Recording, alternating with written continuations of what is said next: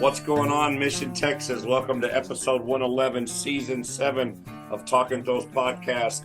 I'm Coach Jason. And I'm Coach Janelle. And we are throws coaches with the track club, the Throwing Factory. You can go to that website, thethrowingfactory.com. If you're needing online lessons, personal one-on-one lessons, if you need a video assessed of you doing a throw, reach out to us because we can take care of you. If we're not close to you, we have other coaches in different locations. East at the Throwing Factory by Coach Jarvis, Night Power and Performance out in the greater West Texas, Abilene area.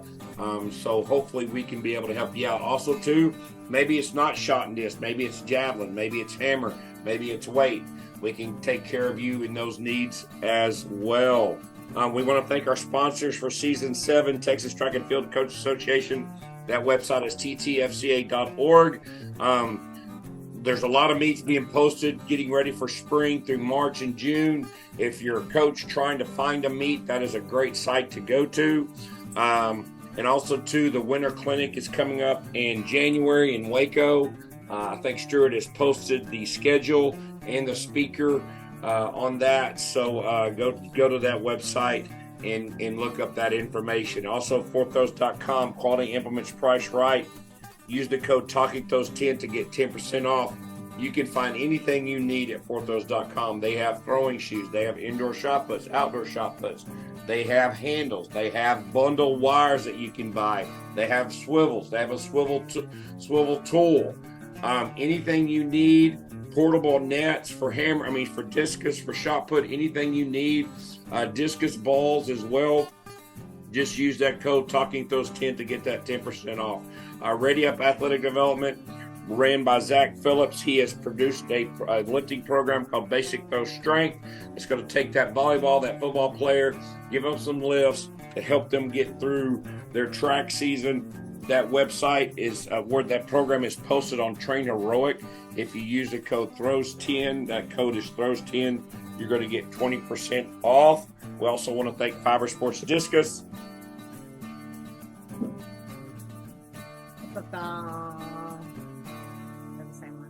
And I believe they just got IAAFA approved as well, so you can throw the Fiber Sports Discus, at a World Championships or at the Olympics as well.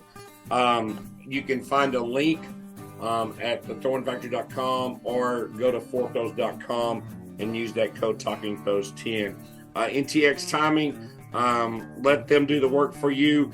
While you're working with your athletes, they can do live reports online, whether it's track the field, whether it's the track, anything they need, seeding, report generation, internet for live results, anything you need, NTX Timing as well.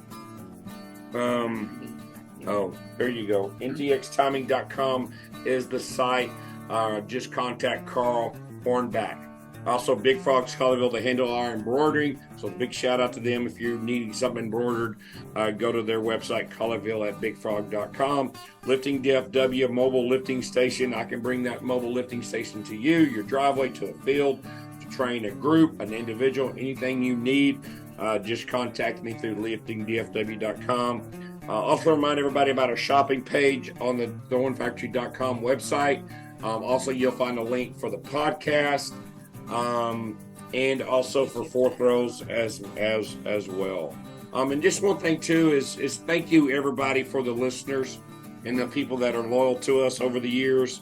We just kind of spontaneously started this thing and it's really taken off, and we're in season 7, 111 episodes. So thank y'all so much. We hope it's getting better. We do hope it's getting better for sure.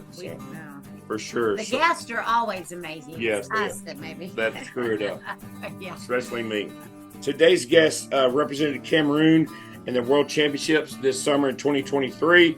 She did finish in the top 30. She's also the national record holder in the discus for Cameroon. She hit a PR of 192.5, which is also that national record. She threw for University of Houston for 2015 to 2021. She got an extra year of COVID. She had a PR and shot put of 16:45. And Discus was 58.05, which is also the school record at the University of Houston. She was a two-time conference champion during her time at the University of Houston, throwing for Coach Blackburn. She graduated from a Sherryland High School in Mission, Texas, where she had a PR in the shot put of 45.4 and in the discus of 145.4. She also was a senior. At her senior year, she was a state champion in the discus. Please welcome to Talking Throws Podcast, Texas Style, episode 111, Nora Monie. Hey. Hey, good to see you all. Good to see you. Ooh. First of all, thank you so much for being on. We're excited to have you, to have your story and share it. Your story is something we kind of specialize in with the podcast stuff. So are you in Houston or are you in the Valley? I'm in the Valley right now. I just got back the other day. Yeah. Okay, awesome. Okay. So let's start with that. So, tell us about what you're doing currently, and how things are going, with your throwing. Currently, I'm just training for the Olympic Games, training for the 2024 season.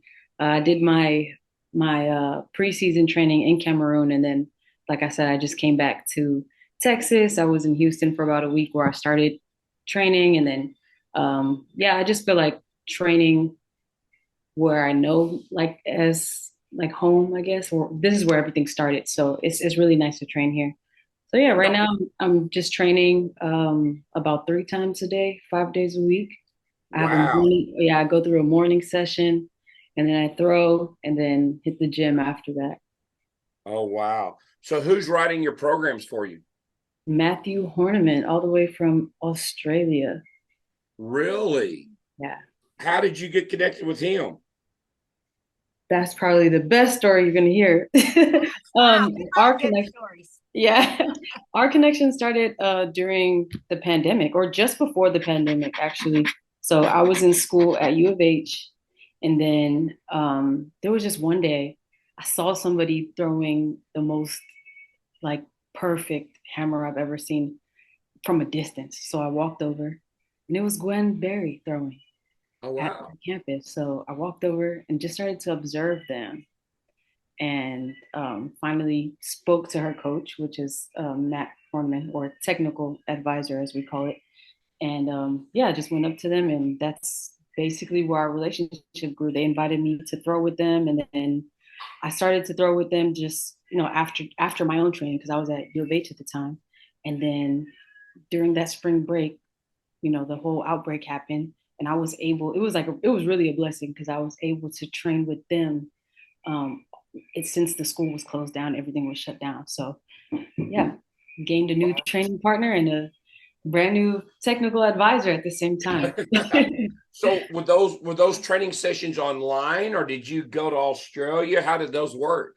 That was in person. I saw them like at U of H. So we started just training at middle schools and places that we could. Since, lockdown happened, it was hard to get into gyms. It was hard to even I couldn't even access our facilities at U of H at the time because of the pandemic and everything. Wow. But yeah, that's where everything started. That was 2019. 2019.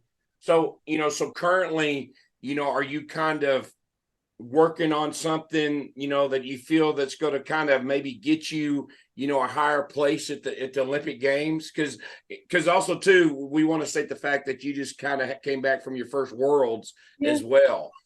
So that's part 2. Part 1, kind of walk us through the technical, and then part 2, we'll get back to Worlds. Technically, right now, what I'm working on is just being in control of my body, being a master of my body. I feel like I've gotten there through so many different things. Like, I've kind of put away most of the Olympic lifting, even though that's like most throwers like bread and butter. I do a lot of things with bands. Like half of the things I do are just band work, because that same elasticity that I'm building will transfer into how my body moves.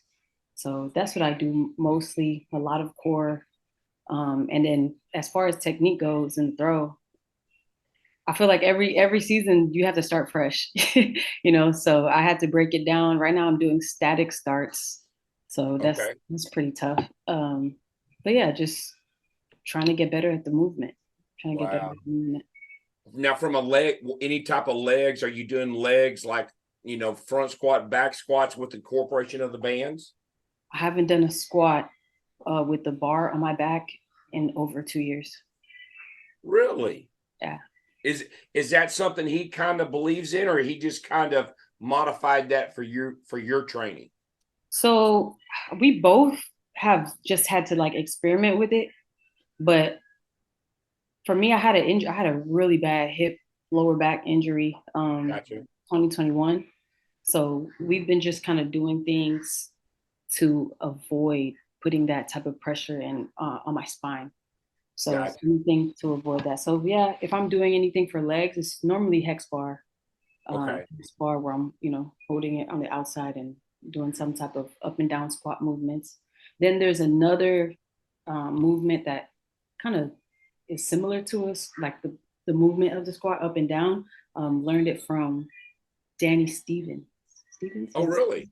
Yeah. So she basically takes the barbell. I can demonstrate it. Take the barbell. It's a line. It's like a landline setup. Yeah. Push it up. Wow.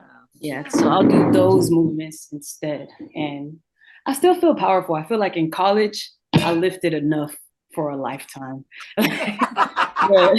the program we were front squatting every day, 4 days a week. Yeah. Like, and my base was 3 plates on each side. Like it was intense. Wow. So have you lost weight since you've kind of into this training? Because I know speed is a big element for you. Mm-hmm. Yeah, for sure. Have I lost weight? Woo! I don't think I've gained or lost weight since high school. It's crazy. It's crazy. I've been like on the scale, I've been around 165, like for so long. I think it's just my normal weight. Where your body works. I feel comfortable. Yeah, I feel comfortable in this weight. I feel explosive. I haven't weighed 165 since I was probably born. That's That would be some kind of reference. True. I'll just preference that. So I'm joking. So, this summer you qualified representing Cameroon for the Worlds. What was that experience like in traveling over there, representing that country and going through those qualifying rounds? I know you probably didn't throw what you kind of expected going in, but you still, you had a solid mark at least. Yeah. Oh my goodness. The lead up to the Worlds was so nerve-wracking just because I knew I had to be in the top 36. Top 36. Yes. So to be honest, it wasn't really part of our goals. Technical advisor Matthew and I, like, it wasn't really part of the goals. We knew it would be a bonus though. Like if I got into the World Championships, then that would be a great practice for the Olympic Games, because that's what we've been training for. Like since 2019, we're training to get you into this. We're gonna do everything in between to get there. So yeah, leading up to it, oh my goodness, it was super nerve-wracking. I had to qualify by the rankings. So you have to get meets that are first of all high caliber, and then throw far in those high caliber meets. So it really boiled down to my national championships in Cameroon. And then we had another meet that was B standard directly after that. And in those 2 meets, it was tough. I was really set on throwing a distance. And that's one thing I've learned, like as a thrower, anytime you set, or for me personally, anytime I set myself on throwing a distance, I will literally hit right under. So I don't like the goal. I don't like the number goal setting or reaching for numbers. So yeah, I think it was at nationals, I hit like 56, and we had calculated that if I hit it was like 57.50, then it would give me just enough points to move me from number 37 to number 34. And and so when I threw under, I was like, "Ooh, we just have to pray at this point. Fingers are crossed. We don't know," because other countries had their national championships in that same weekend. So it was just, hope and pray, hope and pray I get in, and I got in. So wow. Once I got that email from World Athletics, I almost cried.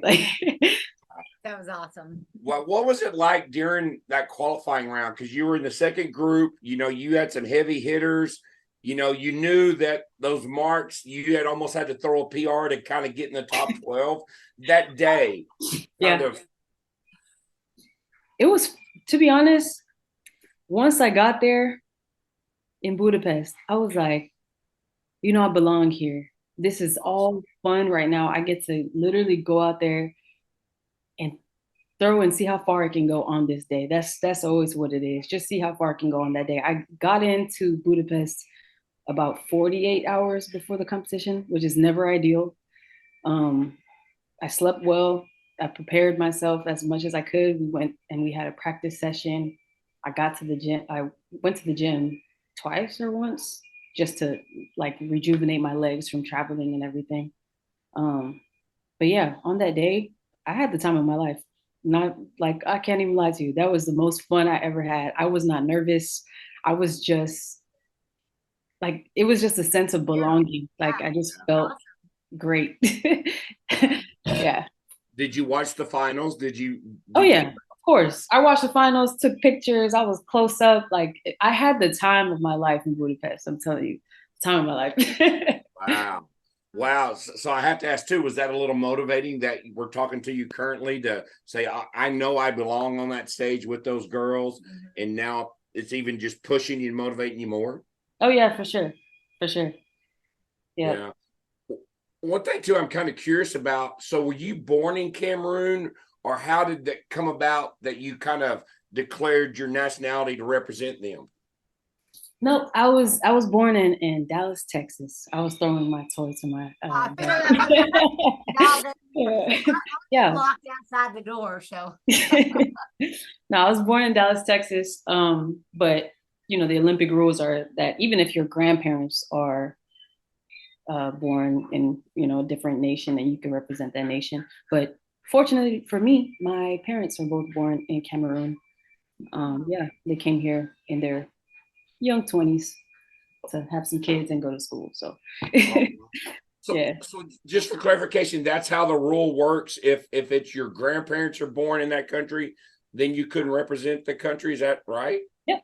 Grandparents. You just have to be able to verify it, and that's not an easy process for some people. It's not an easy process.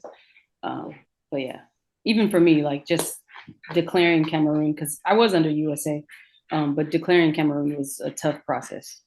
Wow. Now, what have they been? What kind of support system have they provided you? Through their structure, I guess through their federation. Do you have like also a throws coach over there that kind of you speak with and monitor you and stuff? Yeah, we have a national coach that goes to the international track meets. If I travel from Cameroon, normally we'll have a coach go with me, and he's the national throws coach. I would say for as far as like their support, they do the best they can. It's a very underdeveloped country, so yeah, they do the best that they can with what they have. Wow. And one thing I'd like to say that you're also the national record holder in the discus for the country, right? Yes. In the discus. The hammer. So would you say you're a celebrity, Cameroon? During competition season, after a track meet, the day of the track meet, and 24 hours after, that's about it. Yeah. Well, that just has to be an amazing experience. Someone of your age to have the opportunity to, because you were over there for a little while, right? How long were you over there before you just got back into Texas? Yeah, I was in Cameroon for 6 months. Oh wow! Wow. I decided to. I do have family. Yeah, I do have family over there. Yeah.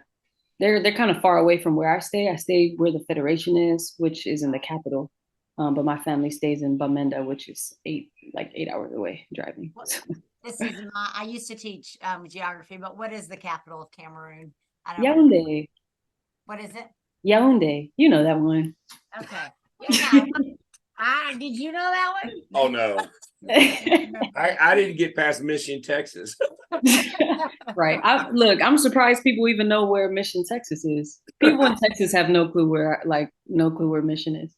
Yeah, for sure. So while you're over there, is it still the same training? You're still working with Matthew. Are there collaboration with your throws coach from Cameroon and with what Matthew's doing, and you kind of got that triangle effect of producing the best Nora? I love that. Producing the best Nora. That's what we're after. Yeah, my training basically stays the same everywhere. That's okay. Because I've made a post of this the other day. I love the Discus because it's the easiest thing to travel with.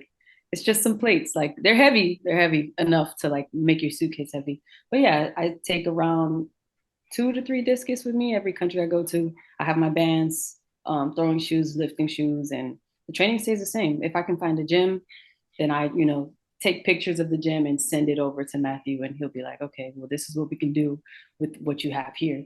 And then as far as throwing, the past month in Cameroon, I was actually throwing on a track surface, like on a gravel surface, just into dirt. Really? It ruined my disc completely, but I got to throw. And then, finished off with my gym sessions. Wow. Do you have sponsorships? Are you currently working on sponsorships? Are you with like a shoe company or a discus company or anything like that? I wish I could say yes. I wish I could say yes. Well, hopefully they'll hear this and we have some opportunities for you as well. For sure. Sorry, I had some on my screen. I needed to. All right, we can. Still can't close it, but we can cut that out and stuff like that. So moving forward into 2024, do you have a schedule set to stay in the States for so long and then hit some meets? And maybe are you going to try Europe before you qualify to represent Cameroon? So my first couple of meets are going to be in Australia. So it's summer for them. So it'll be their summer season, and they have quite a few really, really good meets in their what's it called?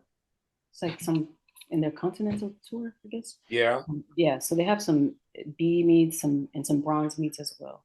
So if I do well there, then those would be high points. So yeah, I plan to go through Australia, Europe, and Cameroon before eventually, getting to France for the Olympic Games. So is throwing right now pretty much your full-time job? Are you doing anything else while you're home? Because you said you're training 3 times a day. What? Right. We want to know about the hair company and the nutrition. The hair company, unfortunately, has stopped. Like before I left Houston after college and everything, I told all my clients, like, I'm sorry, I can't do your hair anymore. It was a great form of art for me. I love art in like all forms. And that was a great side hustle I could do and be flexible with my time, schedule somebody before I go train, schedule somebody after. But yeah, right now, and like every time I'm in Houston, I basically drive Uber. I rent a car to drive Uber. So that's not easy. And yeah, I just have like little side hustles from apps through my phone, like cleaning gas stations, restocking freezers. Like I just have to do what I can and save up to be able to travel and eat where I'm going, because in other countries I can't work. So I have to hustle here while I'm in Texas and then see what I can hold on to. What an awesome initiative and drive to do that. Yeah, it takes a lot. I have this tunnel vision focus right now. Like whatever needs to get done, I'm gonna do it. Like that's it. No questions asked. Wow. And you're doing this independently, just everything on your own. Yep. Wow. We might have to talk about some sponsorships or something down the road. So what amazing story so far. So, you've done that. You got your technical coach, Matthew. What was his last name again? Hardiman. Okay. Horniman. Like horn. Horniman. Yeah. Horniman. Horn, like a horn. There you go. I like it. I'm sorry. I'm getting old. It's because I was 168 when I was born.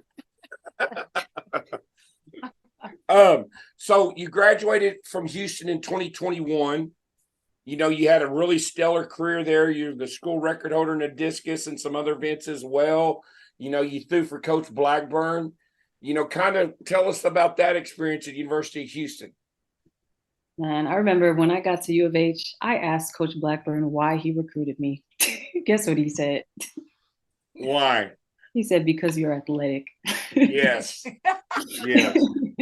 Oh, he said, because you're athletic. But yeah, I did not have an easy college career. I am glad it ended how it ended. Like, I'm glad I progressed the way I did, though. But it was not easy at all, at all. So yeah, I started off on a partial scholarship. Um, it was substantial for me because I didn't even know that I would be going to college in the first place. So yeah, had to start the hustle early. So that's where it started. Freshman year, I was already working in school and an athlete. But yeah, I think my first college PR was maybe 51 meters, something like that. The plan was freshman year, make it to regionals, and then at least have a pre-national under my belt, right? Yeah. To have that experience. Top 48 make regionals. I was number 49 my freshman year. Sophomore year came around, did better, still on my partial scholarship, did what I could manage. I was like, I'm gonna get better. I'm gonna go after this. Yeah, through I think 52 something, as like that was like a new PR, something like that. Then regionals came around, selection period. I threw further, better PRs. I was number 50. Oh wow. So didn't make regionals again. And that was like a breaking point. I was depressed out of my mind, like for the next year. And I was so depressed, I didn't even really know I was depressed. Because I still kept working through it. I still kept the same routine. Nothing really changed. I was just at the track all the time, like even more. The grind got even, more intense for me. Junior year, I finally like broke out in the shot put, which was really great. I think I hit high 15s or 16 or something like that. Indoor, then finally during outdoor season, I don't know, discus just wasn't happening that year, but I had already been like so far removed from targeting numbers. That's when I changed my perspective a little bit and was like, I can't be targeting numbers. I just need to try to throw far. Just throw far and see what happens and keep progressing in that fashion. So finally, junior year, made it to regionals, but in shot put. Yes. Then guess what? Story gets better. At regionals, I got 13th in top 12 make it to nationals. Yes, I was just about to say that. Oh man. Right there every time. And you threw a PR 1607. Yeah, college. Whew. College was not easy. Like it was not easy. But for some, and we haven't even talked about this. You are not the tallest person, you will admit, right? Absolutely not. No. Yeah. And for someone to compete at a high level like you're doing, but also at a high level in college, especially in throwing with maybe not as much mass as you have, is pretty impressive. You almost thought I'm guessing that you almost had to try to think that you almost had to hit the throw perfectly to maintain with everybody else. Am I right? Exactly. For me, technique is everything. Technique is everything. Yeah. So what was it about indoor that because you kind of shined indoor a little bit, compared to maybe what you did outdoor wise in the shot put? Was it just the ball felt different, coverage? You know what? It did. It did. I don't know why, but it did. Like something about a metal ball, like a metal ball just feels it's so heavy. I don't know why. But indoor, I did. Maybe it's because I built that momentum. Like I trained hard in the off season. So I don't know what it was. Maybe not having another event to do as well kind of had something to do with that. Because sometimes, in outdoor, discus could be before or, Yeah. Yeah. So I don't know. Yeah. And I was still fresh. It's still fresh in the season. It's like you just come off of doing preseason, squatting heavy, benching heavy, snatching, pulling, doing all this stuff. So maybe I was just a bit more explosive at the time. I don't know. Well, I've Yeah, had conversations with people that, threw well indoor versus maybe throwing outdoor. They were always maybe a couple meters off. And it's just the feel of that soft shell shot put versus that turn steel that sometimes didn't feel good into their hands compared to what that indoor shot put. And also too, people I've gathered with smaller hands could hold that indoor shot a little bit better than maybe what they could the outdoor. You can't tell, but my hand is my hand is really small. This is the iPhone 11. Yeah, my hand is small. I have tiny hands. I'm not a huge thrower. Yeah. Well, okay. So then, how do you hold the disc? I'm just curious. I can bring one. No. 3 fingers? Really two. 2. Okay. Two, yeah. When I release it, feels like I'm shooting something. Yeah. Okay. Cool. So, you had a stellar career. Is there anything during the weight training? Because you mentioned earlier y'all were lifting, all the 4 times a week. Anything with your roommates? Tell us about Coach Blackburn. What was that experience like with him? Super hanging fun. with Carl Lewis. Oh, super fun, to be honest. Like U of H was such a family. It was a very family oriented environment, which I really appreciated. It was really good. It was really good emotionally, I think. Coach Blackburn, oh my goodness, guy's smart, but such a goofball sometimes. Like sometimes he would just say, like before the meet, he'd be like, Nora, don't suck.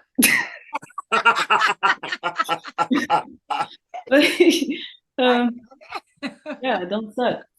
But yeah, he's also very athletic. So training with him, he was able to demonstrate a lot, and I love having an interactive coach. That's one thing that's always very helpful. So seeing it, if I see something, I can definitely replicate it. So that was really good. Oh, I didn't even get to the rest of the story about the college junior year. Go ahead. Junior year, senior year, junior year. We stopped at junior year. Yeah. So yeah, 13th in the shot put, then like 22nd or something like that in the discus. I was over it. I was over it after shot put was on day 1, and then discus was on day 2 of regional. So I was emotionally like just gone. I don't even remember throwing. Like even immediately after throwing, I don't even remember throwing. Then yeah, senior year. I had a redshirt year. So this is what happened. I had a redshirt year, which was perfect timing. I didn't understand the timing at the moment, and I was kind of upset. Like, why Coach Blackburn? Why would you wait until my senior year to redshirt me? It didn't make sense. I thought I would redshirt like as a freshman. I mean, as a sophomore or junior or something. Yeah. So, yeah, I had 3 years, then took a break. Then COVID came. Yeah, that was right. I was about to say, so that was back to back. Yeah, so I was like a super senior. Oh, wow. But yeah, so senior year, I was close. I was close indoor for shot put for nationals. I don't really know how I ended up, but I know I was close. I was in the running for a while, like ranked top 10 for a while, and then it didn't happen. And then COVID came just when they were at the what complex? I think they were in Alabama that year. Then all the athletes had to go home. So I was kind of okay not being part of that. I was okay. But yeah, all that time came, and that's when I met Matthew Horniman in between, just in that short period, like during COVID. Yeah. Did you feel that gave you an advantage, that kind of 2-year gap?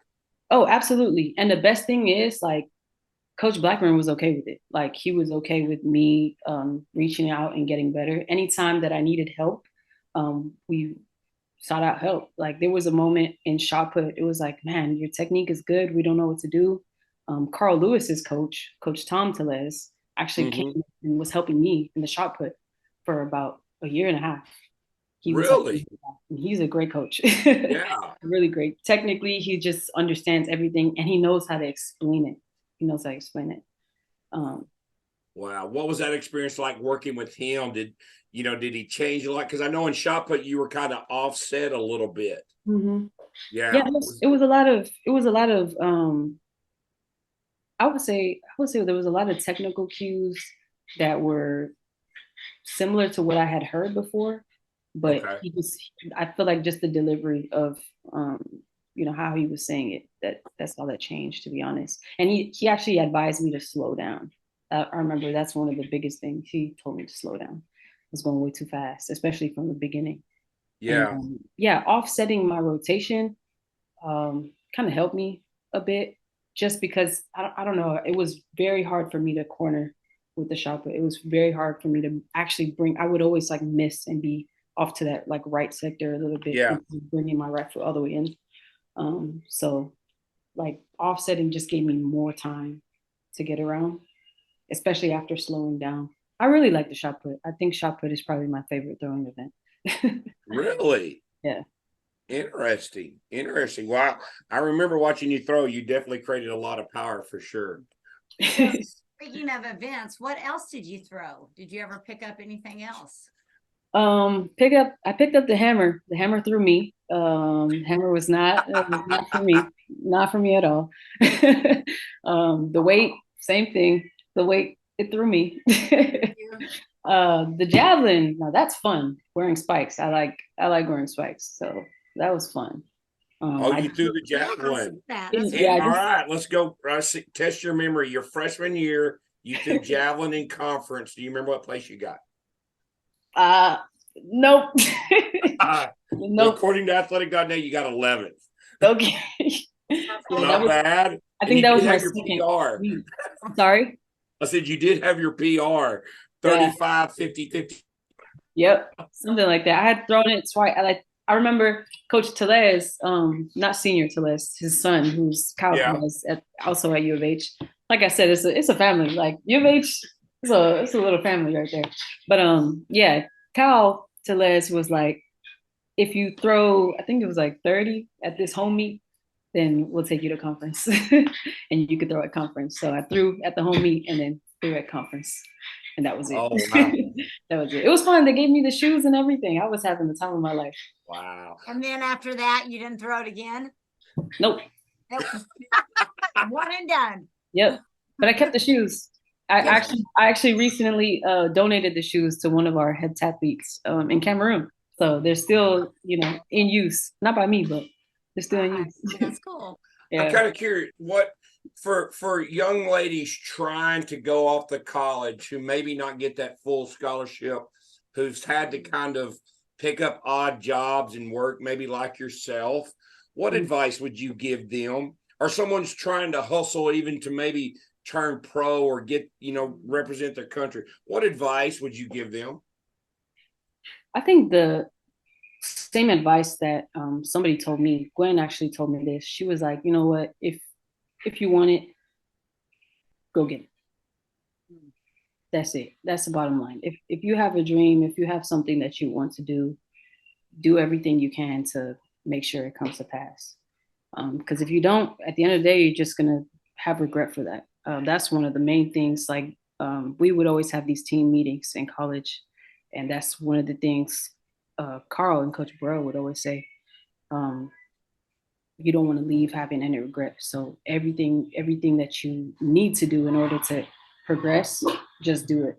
Just do it. Don't waste your time doing something else. Just focus and reach your goals ultimately. Wow. And I'll finally back to Houston, the throwing squad. Y'all seem like y'all had a really tight group as well. Did you live with the other throwers? Did y'all hang? What was that experience like with that group? I actually never lived with any throwers. I lived with track teammates most of the time.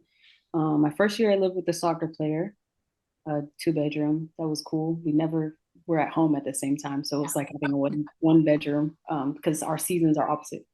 Yeah. Then second year, I lived with one of my cousins who was at U of H, which was nice. Our schedules were completely different, so that was kind of odd sometimes. I like to go to sleep really early. And she was not an athlete at all. So that was just, sometimes friends are here and there, blah, blah, blah. Junior year, I moved into a 4-bedroom with two sprinters and then one, a girl that was just in school, just a regular student. And then my last 2 years, I stayed with 3 teammates, a jumper, a hurdler and a 100, 200 sprinter. And then Wow. so it was really cool. We had somebody from every event. Yeah. We would always Wow. come home and compare workouts and see what we were doing in the gym, do abs together. Yeah, that was probably my favorite living situation. It was really nice. Yeah, what a great environment to encourage each other and push each other. That's awesome. Yeah. So what did you get your degree in University of Houston? What did you graduate with? Kinesiology. I was like, Nice. I had to think about kinesiology. that. Yeah. So is the plan maybe eventually to get into teaching and coaching in the school system? I would love to be honest. I think that will like inevitably that will happen. And I would love to. I think I would be very good at it.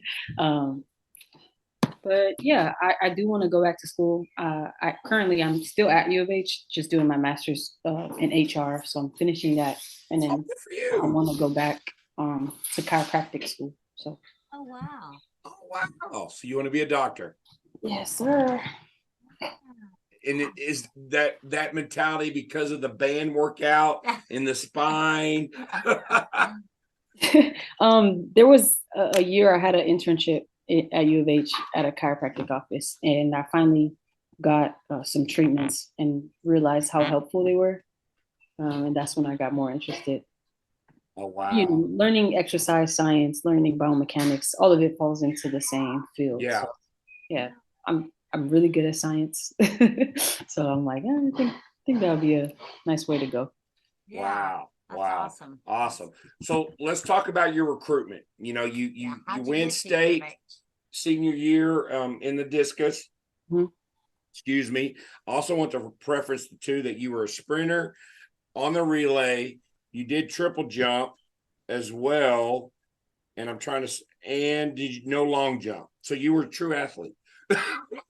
Blackburn was right. He athletics. So did anybody say, hey, I want you to be a multi? I wanted to. I really wanted to. Oh, you did? Yeah, I really wanted to. And it's crazy because one of the girls that I used to compete with in high school, she ended up going to Arkansas and was a heptathlete. And I was like, man, we were doing all the same events together. I should have tried it. But this is the honest story. I tried hurdles like my junior year of high school. Yeah. It was terrifying. It was terrifying. I cleared like the first 3 hurdles, and just looking down at the next 7, I was like, yeah, no. Oh wow. Wow. Okay.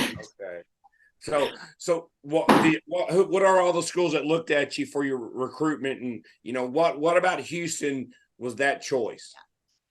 To be honest, the recruitment process was kind of slow in the beginning. Okay. I had actually been getting letters from volleyball before track.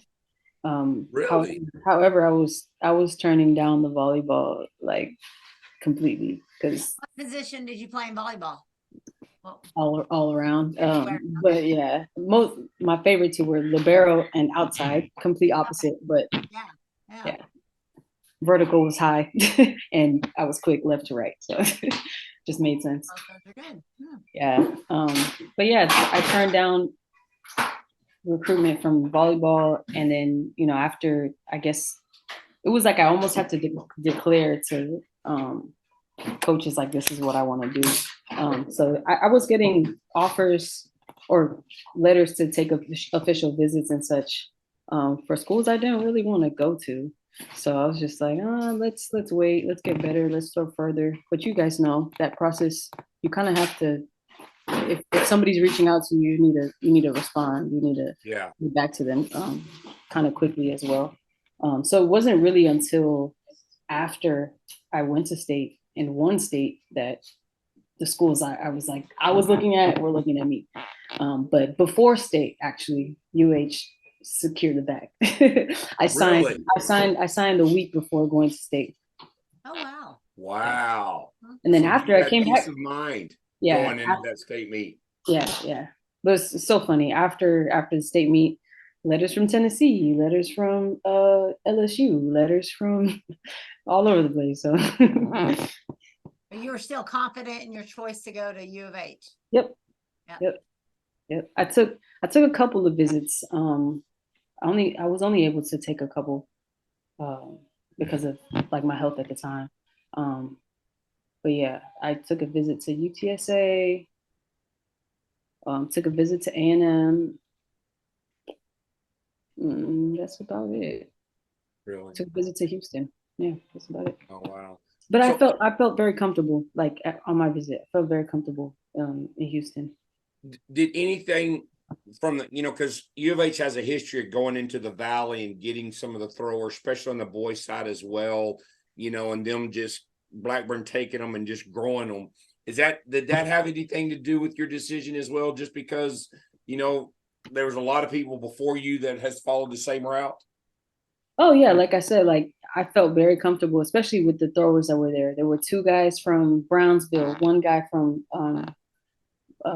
Mission Veterans, also same city. Another Yeah. guy from not La Jolla, Felipe Yeah. Valencia, who has like all the records in the valley for shot put. So yeah, it was really nice. We all had trained in some form under the same coach, Larry Howell, who's in the valley, and yeah, probably the most well-known coach for throws in the valley. So yeah, we all trained with him. I started private training with him when I was in high school. So Oh, wow. his son Johnny actually ended up going to U of H when I was there as well. So yeah, in high school, Johnny was like the arms and legs of Coach Howell for demonstrations and everything. So I learned from him. I learned from him a lot. So did you complete the P90X video before you could do the private lesson with Coach Al? Nah, not me, not me. He didn't want me. He didn't want me doing all the extra stuff. He wanted me to eat. Coach Howell said after every training session, I needed to go eat a box of pizza and then follow that up with pancakes. Oh, there you go. And pizza, you didn't put some pounds on. Yeah. What was that experience like? Like maybe your first couple of meetings with Coach Al, and kind of, because he could be a little rough around the edges and a little unorthodox. I'm sure, for a 14, 15-year-old young lady, that was kind of a big change. It was. I was so timid at that age though, but it was good. I don't think I really talked like at all at training, but it was nice. It was a great experience, especially since he had so many athletes coming from little small towns in Texas. Like there Yeah. was one girl, she ended up going to SMU, Daniela Murchison. She was way better than me in shot put, and she would come around some days, and it was nice, throwing with somebody that was just that much better. Yeah. It was nice having that type of competition, I guess, and just having somebody to learn from also in training. But yeah, most of the sessions were private. I would go before church on Sunday, Oh, early in the morning, and then maybe another time during the week if I could. yeah. And yeah, just have those private lessons. It helped a lot. I don't think I would have been anywhere near hitting any type of medals in state in high school without him. And then he actually ended up being my high school coach because I went to a Sherryland High School. Yeah. As they were 5A, there was like 900 kids per class. So they finally broke it up and built a new school. So my senior year, I went to a brand new school, and he was a volunteer coach at the time. But I got to be with him at school for free. Wow. Nice. Wow. Now, was his wife, because I know she does track and she's a head coach currently, was she on the staff there at that school? No, it was a different school in Mission. Yeah. Oh, it was. Okay. Nice. So how did you juggle, your track practices, doing handoffs with the sprint relay and doing triple jumps, and even on meet day, that had to be pretty complex, especially because they don't really kind of take in advantage the shot and discus thrower schedule compared to the sprints. Yeah. No, yeah, that was probably the most fun I've ever had, like in season in track meets. It was fun for me. It was fun for me. I was a very active young girl. So it was like I would go, if shot put was before discus, I'd go throw 3 throws and tell the ref there that I'm doing another event, but I'll be back. So I'll take my 3 throws while everybody else, is going in their rounds. Change my shoes. Is a 4x1 before the 100? Yes. So, yeah, I'll change my shoes, warm up with my team, do the 4x1, and then go back and see how shot put is, and then see where I am in the mix, do my throws, and then leave shot put completely while everybody's transitioning to discus. I'll go do triple jump. Oh, wow. So I'll see where they are in the mix for triple jump, and then change my shoes, get ready, blah blah blah, and then see who has the furthest mark and try to beat that. I think I was pretty good at triple jump. I think I stuck to the events I was decent at. Yeah, then after the triple jump, I will go back, see where they are on the discus, do 3 throws if they let me, then leave, come back, go finish the triple jump, then leave and see where, if the 100 is coming about. If it's not, then I'll go back, finish the discus, and be done with all my field events completely, and then go back to the 100. So was your mentality a thrower mentality or a sprinter mentality? Because those are different. Those are different. Completely different. But to be honest, like the sprinting was just because like I knew I had the speed, and it was fun. Like everybody's, I guess, like the most common event in track and field is 100. Everybody knows, right? Track and field, you must do the 100. So yeah, I was just doing it because I had the speed. I wasn't terrible at it, but I had no type of running like technique coaching, like nothing. My technique was horrible. Horrible. You just went out there and ran fast, passed off the stick, and ran back out to throw. You still have your district medal from the 4x1 your senior year? Yeah. They're all actually on the wall back there. I can show you. They're all okay. Good. That one has to be a special one for you. Y'all ran a 50-26 that day. Yeah, that's pretty decent for the Valley, I guess. That is. Well, you also too. You were second leg, so yeah. Oh, and I think that year I actually started to gain weight, but I still had the power in my legs. So I think I actually ran like probably 87 meters. Yeah, I think we shortened the handoff as much as we could, so I could run the shortest straightaway as possible. Wow. So did all 4 years of high school and shot put, did you glide or did you rotate? I don't think I ever did the glide. Oh, really? Never. Okay. I've been a spinner. I am a spinner. Yeah. So what was your introduction to throwing, like in junior high? Did your parents have a background in throwing or anything? Oh no, none at all. None at all. My mom was a soccer player, handball player, cross country runner. My dad, tennis. He still plays tennis. They're both still very, very active. But throwing, I got introduced to throwing after, let's see. Oh, I wanted to do hurdles. This is where the hurdle story started. Okay. I wanted to do hurdles. Comes back around to hurdles. Yeah, it does. I wanted to do hurdles 7th grade, and the coach told me I jumped too high and didn't want to teach me how to do it correctly, I guess. So I was like, oh, whatever. I'll go to where my friends are. My friends were throwers, so that's where I was. And that's what took you to throwing. Yep. You could have been a hurdler, sprinter, something totally different. Oh. Yep. Sometimes when those coaches say things that are not what you want to hear, in the end, they're exactly what you needed to hear. Exactly. To get you where you are right now. Yep. No regrets at all. I had fun throwing. Like that's when I realized, like, oh, we're throwing to see how far we could throw. Like this is fun. I bet I could throw further than you. That's like that was the gist of it all. So it was a great experience. You did volleyball and track all 4 years. Did you ever do basketball or anything else in high school? Never played basketball on the team. I did tennis. Tennis was, I think, my first sport in school. Played tennis and volleyball. Track.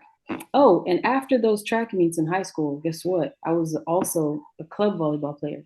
So after those track meets, we would take a 6-hour road trip to Houston. Yeah, my parents, very supportive. Take a 6-hour road trip to Houston, go to like the Houston, cross court invitational tournaments in Dallas, tournaments in Atlanta. We traveled through through the United States. This was, I did this from 8th grade until my junior year. I finally stopped playing club volleyball. Wow. And that's the same season as track season. So I don't know why I had so much energy, but I had energy. My club team was pretty good. My club team was pretty good too. Yeah, well, you and y'all are just, energy all over for sure. So I have to bring up, because she would beat me up if I didn't bring her up. Tell me about that little sister. Hey, track fans, as you're getting ready for the 2024 spring season and you're looking for someone to run off your meets, you need to contact North Texas Timing. That's ntxtiming.com out of Fort Worth. For all your track meet needs, they'll give you the opportunity to coach your own kids and let them run the meet for you. They have decades of experience in running meets all the way from the middle school level to the IAAF athletic competitions on the international level. They partner with Finish links and also with Mile Split, where you can see your data, see your reports, see all the things you need. They run very efficiently and will get you all set up. So look him up at ntxtiming.com. What's she doing these days? I know she's at Kansas State. She followed you at University of Houston. She still can't outthrow you. So she's getting there. Hey, she's getting there. Yes, I know. She's getting there. But yeah, it was, I think Coach Howell had one of his Christmas camps. He always has a camp. Christmas. I attended one, and I believe it was like my dad came to pick me up, and my little sister Daisy, she was in the car too. I took a video of her that day, so I actually have the video of her doing her first discus throw. Really? Oh, wow. Yeah, so she picked it up, and from that day, she said she wanted to try it. I don't know if that was just like a little sister, big sister thing. I started playing volleyball because my older sister played volleyball. So, okay. How many siblings do you have? Two. One older than me, one younger than me. Okay. So did she, the oldest, throw, or did she just did volleyball? She did shot put and long jump in high school. In high school, yeah. The athletic family right there. I know. So we were like opposites. So we were like, she did shot put and long jump. I considered myself to do, triple jump and discus. Those were like my mains. Gotcha. What's the age difference from the oldest to you? 1.5 years. Okay. And Daisy's how much younger? 6 years. She's 6. Okay. All right. So she's always been the baby and the spoiled one of the bunch. Yeah. Exactly. You're not wrong. You're not wrong. So I don't think did she break your school record in the discus? She did 151, 153, I believe, her senior year, right? Maybe not. I don't think she broke it in the discus. I think she got in the shot put though. So I think we're both on the record board at the second high school I went to. Gotcha. Yeah. Gotcha. So did she, Coach, so, update everybody that's listening. So she was at University of Houston, then transferred to Kansas State. I'm curious, did she reach out to you and for guidance about doing that and trying to leave your alma mater, so to speak?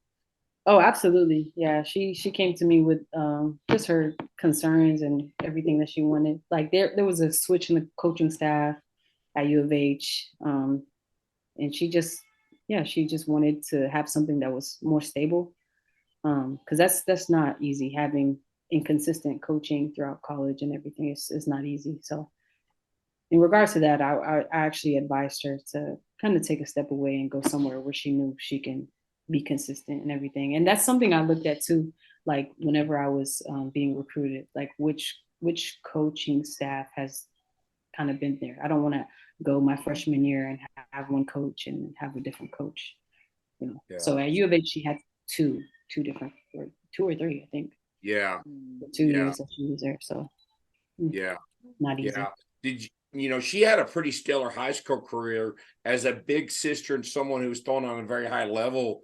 Did you give her tips and pointers of that kind of mentoree to the little sis? Yeah, for sure.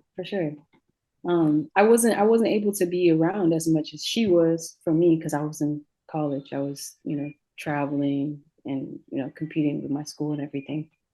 But yeah, I wish I was able to support more, but I was able to go to state her senior year, and I was able to go to Texas Relays her senior year. So that was nice.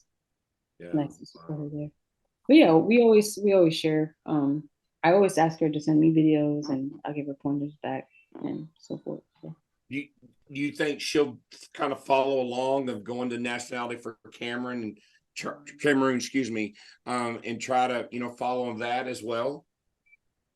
I don't know. Like You to know, be honest, it's completely up to her because she yeah. has a choice. She has a choice. If she wants to, go for it and make it to trials and see how, everything like that plans out for her, then I don't see why not. But yeah, Cameroon is always going to be there. That's Yeah. true. That's Your true. parents have to be very proud of what you're doing. I believe so. For sure. Just take the initiative and just be self-sufficient. As in our club, that's one of our kind of pillars is be able to think for yourself, be able to communicate for yourself, be able to do for yourself. As you probably aware, a lot of high school kids are, mom, go get me this, mom, I need that. Moms are asking answering the questions and stuff. And you're definitely the purest example of doing that. Yeah, I learned a lot of discipline and a lot of just being able to be independent really young. I think that club volleyball had a lot to do with that. First of all, volleyball teaches you a different type of discipline. At least Yeah. the way I was taught to play teaches a whole lot of discipline. And then also just, going on those trips by myself. I was going on the trip. Other people had their parents there, but my parents had to work so they could fund it all. So yeah, I was pretty independent at Wow. 12, 13. Your So parents, have they been able to watch any of you like at Worlds or travel with you right now to go to any of your meets? Is that not yet internationally, not yet internationally. But my mom was able to watch both Daisy and I compete at a track meet at Rice University. So that was our first time competing together. oh wow. Oh, really? Yeah. How bad you beat her? Oh, I got first, she got third. So, Oh, gotcha. That it could was, have it been was fun to nice. watch you Yeah. two compete Yeah, too. yeah, Was she it was fun. within the like meters? Sorry. I said I was being sarcastic. I said, was she even within meters of you? Oh man, oh I man. know. Okay, I have a YouTube video on it. There, you can Oh, Okay. okay. watch the YouTube video. You'll Okay. see. Gotcha. Gotcha. So, well, That's cool. awesome. So, are you doing the nutrition and all that stuff well? You're just kind of doing all the hustles on the side, nothing you want to promote, or do you got anything on YouTube or social media you want to let people know about? Yeah, sure. You could definitely reach out. Follow my YouTube channel. My YouTube channel. I'll just be doing a lead up to the Olympic Games, and Okay. I have parts of my hustle on there. Like I have a video of what it was like for me to drive Uber for a week. I didn't really talk about athletics too much because I knew so many people that didn't want to hear about athletics would probably watch the video. So I just kept it specific to that, but that's on there too. Um, Is the but yeah, channel just your name? yeah, Is it's it my name. It's my okay? name. Okay. All right. If somebody like wanted to donate to you or anything like that, is there someplace like they could make a donation to kind of help you out with your travel or anything like that? I could send you the name of my Cash App, but right now that's all I can That's all. Okay. provide. Yeah, I Okay. was thinking about making a GoFundMe, but I didn't think it would come to that. I didn't Yeah. think it would come to that. But yeah, everything is an expense Yeah. and I like to take care of myself. Like this is one of the reasons I was in Cameroon for so long. We have a trainer that's for the athletic federation. So any athlete can go and get treatment. So I was getting treatment twice a week, no cost. I was able to train and use a gym, no cost. So Oh, here in the wow. US, gym fees, uh, chiropractor, there's a fee, you know, so transportation, everything, everything. Yeah. Wow. So how long will you be here through the holidays and go back like in February?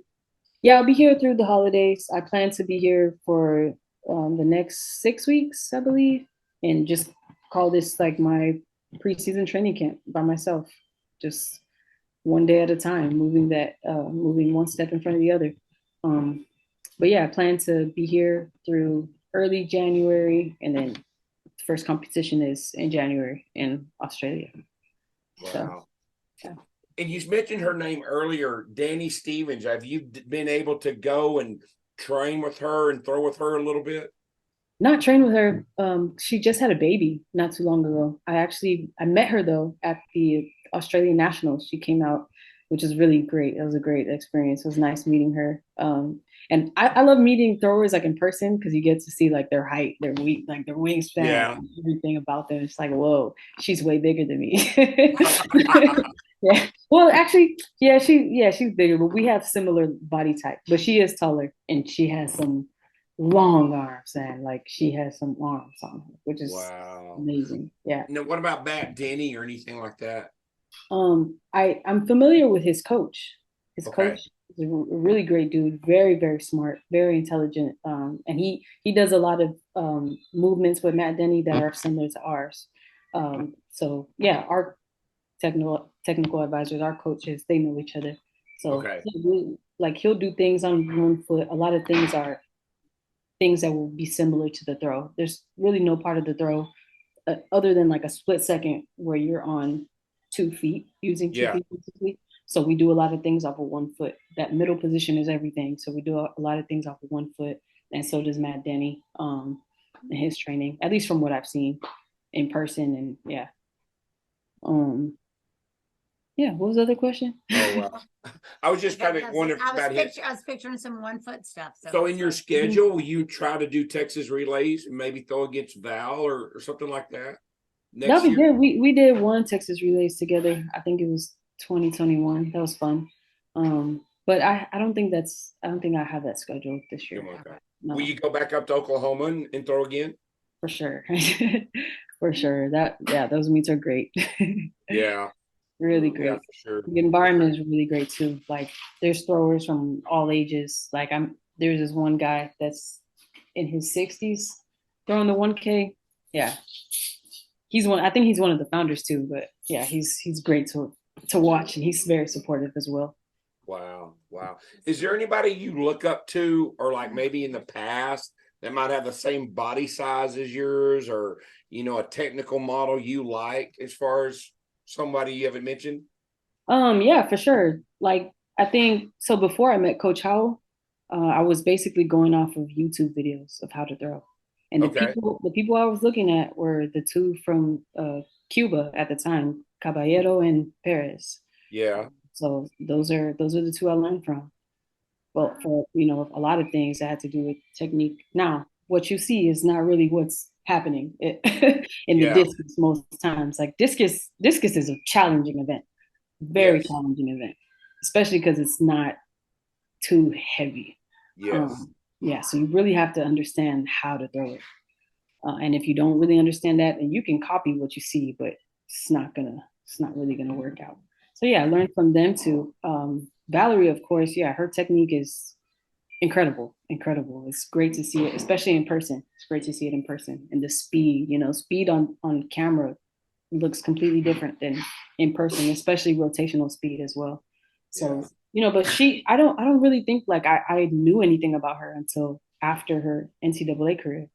I don't think I was in college. Maybe I was a freshman when she was a senior. Stanford. I think. And I hadn't made it to any NCAA meet, so I didn't really know. And that's a different region as well. So I never really knew about her until after she left college. Now, weren't you in the same qualifying section as some of the Chinese throwers? Oh, yeah. I think I was in the qualifying round with Bing. Yeah. And Val was in my qualifying round as well. Daisy, Osakwe, who you guys had on the podcast.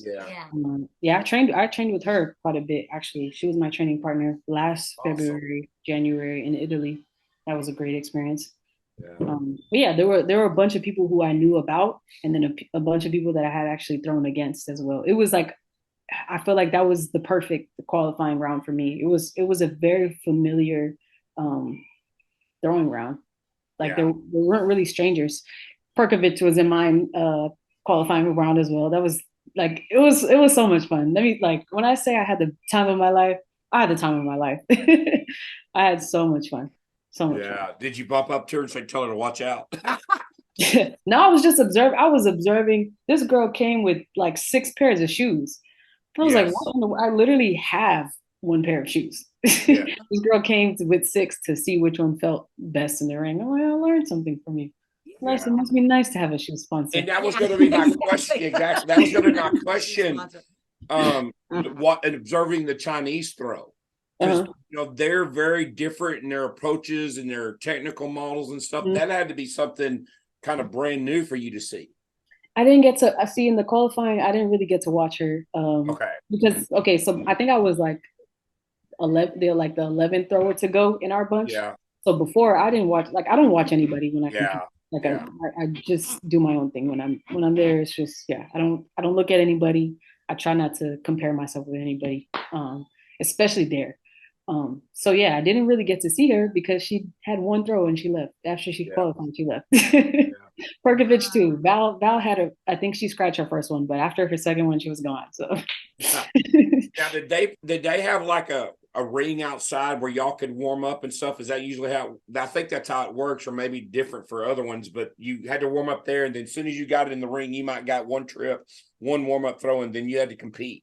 Yeah. We had the practice area. Some throwers were in the practice area. Me personally, I don't throw normally I don't throw like the day of the comp. I'll throw maybe the day before or 2 days before. But since I got there, like I said, like 48 hours before, I had my prep day the day I arrived, and then I had a rest day, and then had my normal warm up and went for it. But other people were utilizing the outside practice ring. But once the day of the competition came, I had my little prep day in the gym. I had a couple of like drills and stuff outside. Then they called us into the call room, and there was like this super long bridge we had to take. So we went in a golf course, like 8 at a time, golf cart, sorry, like 8 at a time. And that's how they transported us from the practice track onto the field. So once we got to the field call room, we're supposed to be ready at that point. That's one thing that I think NCAA really kind of prepares you for. If you're looking to go internationally, because they're, at regionals, even at regionals, there's a call room and that process. And you have to know, like, it's kind of different too, because you need to have your shoes on. You need to be like ready to compete before you're even introduced, way before. So it's kind of different too, because it's like, well, how do you warm up again? You get there, they introduce you, they do all this stuff, and then they tell you to go in the ring and have warm-up throws. It's like, by that time you might be cold. But you just have to kind of prepare yourself for that in training. Wow. So we got to the field and had our intros and had 2 throws, and that was it. Show started on time, like very professional. What disc did you throw at Budapest? I'm just kind of curious. I threw Daisy's disc. Did you really? Yep, I threw hers. I didn't have my own. Well, I brought one, but I don't think I was able to throw it. Like, gotcha. It passed inspection.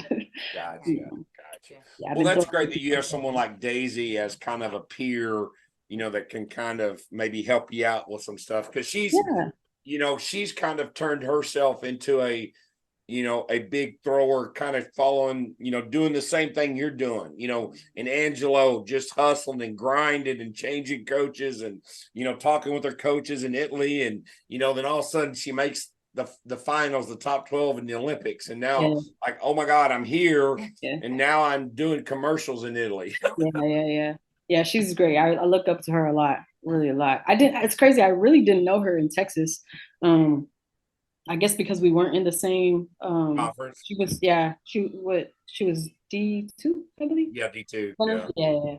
The best ever in D2. Yes. But we never crossed paths. Never crossed paths ever. I met her actually during that same pandemic. She came down and we had a throw session together. Oh, so, wow. Yeah. Oh, wow. That had to be fascinating, because she's tall and long. Yeah. It was really nice because at U of H I was the only discus thrower for a while. So I was, and then once all the guys that were throwing discus left, I was on my own. It was me and Coach Blackburn. I had nothing really to, or no one to look at and see. Okay, maybe I should go faster here. Maybe I should slow down here. So whenever I started training with Daisy for that small period of time, it really opened my eyes to a lot of things. One of the things I struggled with a lot was like knowing how, like I would ask, do you go 100% in your throw, or is it like 70%, or how fast, how much oomph are you giving it from the beginning to the end. So that's one thing that I really learned from Daisy. She's a monster. She just go for it. Like it's almost like a, what do they call it? Grip and rip. Yeah. Almost a grip and rip with her. But yeah, she taught me a lot about speed. But she also has a background in hurdles and all Yes. other events as well. So High jump. she's an athlete. She's a great athlete as well. Wow. Well, that's awesome. That's the cool thing about throwing is, you know, can become a small world. you know, and yeah, and you can have that one person that's kind of your buddy in the competition, but you know, you want to kick everybody else's butt. Oh yeah. It was so nice to be in the same group as her as well. And I think it was the day before or the day I met her coach after being in them for so long. So it was really nice. A very like supportive group that I was with. And yeah, just comfortable. Like I felt very comfortable. Awesome. Yeah. Awesome. Well, we look so forward to seeing you next year. In fact, so you know, Janelle and I are actually going to the Olympics next year. Really? Yes. Wow. So we're going. Our goal is maybe to try to get media passes or do something. We're going to try to go. It's going to be complicated, but we're going to go. So maybe we can do a second interview with you over there live. And so, that's right. So we're going. We've already planned. We've already got the flights and everything. So yeah, that would be amazing. Yeah, we're actually staying in Brussels, Belgium, because it was cheaper, and then riding the train into Paris. Hey, that's smart though. That's smart though. I don't think you want to stay in Paris. I mean, you might want to, but I don't know. If it was me, I would stay outside. Yeah, we were like, those trains go really fast. Yeah. Very fast. Yeah. Will you think you'll try for 2028 in LA? Our chiropractic school going to be calling you. You know what? I might try in a different sport. Really? Yeah. Bobsled? We'll see. Hey, we'll see. I do want to continue like with track because there's so much longevity in the sport. Yeah. Especially throwing the discus. Like that's one of the things I realized too, especially at Budapest. Like I'm throwing with some people that are in their 40s. Yeah. So I can do this for a long time if I want to. But I do want to get back to volleyball. Really? So let's see about that. Let's see. Maybe I can do both. I've always wanted to do both. I even wanted to do both in college. So hey, they say dreams come true if you work at it every day. With your determination and hard work, if that's what you want, man, like I said, go get it and make it happen. Yeah, thank you. Hey, I should have asked this earlier, and I just thought about it right now. We'll cut it out. How much non-reverse throwing are you doing right now? A whole lot. A whole lot. You don't have to cut that out. I think that's very important, especially for this time of the season. And like I said, with the static starts that I'm doing, they're non-reverse, and I've gotten a lot better at them. To be honest, I've gotten a whole lot better at them. So do you feel it's helped when you do reverse? Do you feel it's helping you get, you know, the big pull and staying on your feet a little bit longer? Because you mentioned earlier there's only a split second where you're on both feet at the same time. It's definitely helped my finish. I think it's helped my awareness in the finish.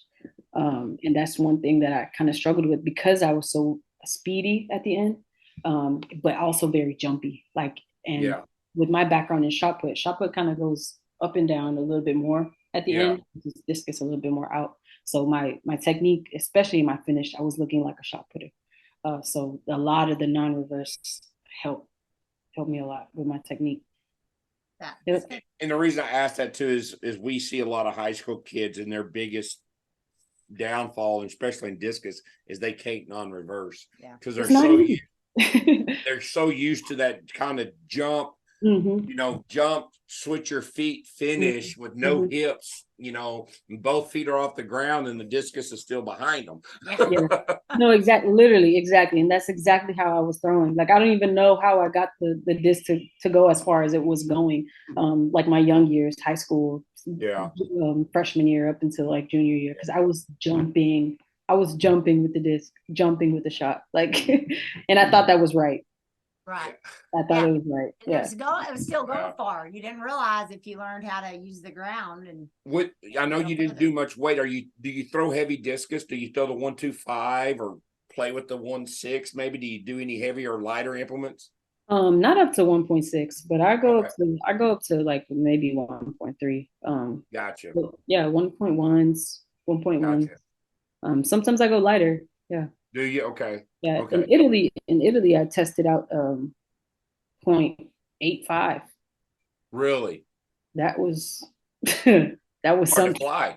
Oh, hard. But once you got it, like once it gets going, like that's it. And that's one thing like Matthew always like tries to implement in my training, just knowing how to throw something far. Great. That's great. Yeah. Nice. I'm gonna have to write that one down. Yeah. Throw something far. Yep. All right. Cool. This was so awesome. Yeah. Yeah. I've always been a fan of yours. I've seen you throw numerous times. I've kind of stalked you a little bit. So, well, it's always fascinating to me because you're what I coach and see. You're not the long gifted, discus thrower, shot putter, and you got to say, what is she doing at her size to throw far? Because sometimes we get average athletic high school girls that are 5'4" that think this might be something for them, so we're going to do the best we can for them, and you have to say, well, what is Nora doing, and what is she doing, and so whether you believe it or not, you are a great example to a lot of Texas high school girl throwers that can really follow your lead. So for sure. Well, that makes me happy. Because I've been turned down a lot, like in other sports, because of my size, especially volleyball. Like that was one of the biggest, shutdowns. Like, can't be an outside hitter if you're not 6 foot tall. I'm like, oh, I've been higher than a 6 foot person. So, but yeah, I think it's really nice to hear that I'm a good example for those, that want to follow my footsteps, but don't have that wingspan or that super crazy. Just getting your story out there about, starting on a partial scholarship and working hard to get where you are. And now you're at the Worlds and working towards the Olympics. I mean, you weren't this big top recruit, you know what I mean? And you worked hard to get where you were at. And that's awesome. Awesome. That is awesome. Well, thank you so much. Appreciate everything. And just God bless you. And just go make those finals. Likewise. Yeah, it'd be cool if you and Daisy, go silver and bronze. That would be amazing. Let's make it happen. God bless you too. Happy holidays as well. Thank you. Tell Daisy we said hello. All right. But you really. We want to thank Nora for being on. That was amazing. Her story of perseverance and hard work and getting it, dedication, and right now what she's focused on and how she's hustling to help pay for all of it because she's got goals and just the time commitment that she's putting in and just how wise she is. Like some of the things she said from the very beginning about learning to control her body to what she's gaining from all these other athletes she's working with to renting a car to drive an Uber to make to figure stuff out. It's just it's amazing. It was just and with dreams and goals to possibly go to chiropractor school or go do another sport, to try to make the Olympics and stuff. It's just tremendous, and just it takes a village, and she definitely has that with her coaches and the support system, University of Houston, her parents, her national coaches, Matthew, the coach from Australia. I just got thinking too about all the stories she said where she was like 13 or like 4. She could have quit right then. She wasn't a top recruit. She wasn't a full ride scholarship. She wasn't, Coach Blackburn believed in her and her athletic ability and then poured into her to get her where she was. And even when she struggled, all right, pick up the shot put, pick up something else. And then now here she is, competed at the Worlds and now working to make the Olympic team for her country. Yes, for her country. Right, which she should. She will be. She has she should. She should for sure. She will at least qualify. She has to get the Olympic standard, but I think that's not going to be a problem. but she's still got to do go to qualify. All right, we want to thank our sponsors for season 7, episode 111. Texas Track and Field Coaches Association. Go to ttfca.org. Again, it's December. It's the middle of December, so all the indoor meets and stuff coming up in January, and even spring schedules are out there posted. Fourthrows.com, quality implements priced right. Go to fourthrows.com and use the code TalkingThrows10 to get 10% off. You can find training tools on all implements that you need. If you're in the Austin area, Ready Up Athletic Development, go to readyupad.com and contact Zach Phillips. Also, look at his program called Basic Throw Strength, which is through the website Train Heroic, and use that code Throws10 to get 20% off, so you can work on just a great program to help with your throwing. NTX timing. As you're playing in those spring meets, let Carl Hornback and his crew manage your data. They're famous for saying, you ain't waiting on us, right? They're going to take care of a meet. They're going to get it taken care of quickly. Let them do the work while your coaches are getting to coach at those meets. So reach out to Carl Hornback at ntxtiming.com. We want to thank Big Frogs of Colleyville for all of our printing needs. You can get a hold of them at Colleyville at bigfrog.com. They do some great work. And then if you're wanting to work on your lifting, whether it is Olympic lifting, whether you're a thrower or not, but wanting to learn some lifting, whether you're 12 or 72. I was trying to think of a good age. 72. We need to continue to work on muscle strength, and Olympic lifting is a great way to do it. You don't have to always move the heavy weight. Just move your body. Your body needs to move at 12 and at 72. So contact me at liftingdfw.com. Hello, Talking Throws Texas podcasters. I'm Bruce Caldwell. I'm here today to introduce the FiberSport Discus. Yes, many of you thought I only made great vaulting poles. I have been bringing quality discuses to the throwers' hands for over 40 years. First as Cantabrian USA representative, then for the past 10 years as the Nelco discus distributor. I introduced the yellow-plated discus for the plastic's best durability. If your FiberSport discus breaks, we replace it. Our studies have reached into the science of using a wind tunnel and adding microchips to the discus to find the spin, the gravity, the flight stability of the discus. We have found it's not about rim weight anymore. It's more about creating a balanced stability to allow the discus to fly and surf the wind. Our new FiberSport discus is made to be selected to fit your needs, no matter the weather, no matter the conditions. Check out our discus selection guide at fibersportdiscus.com and find a dealer in your area that sells our fine product. Thank you, Jason and Janelle, for allowing me to talk.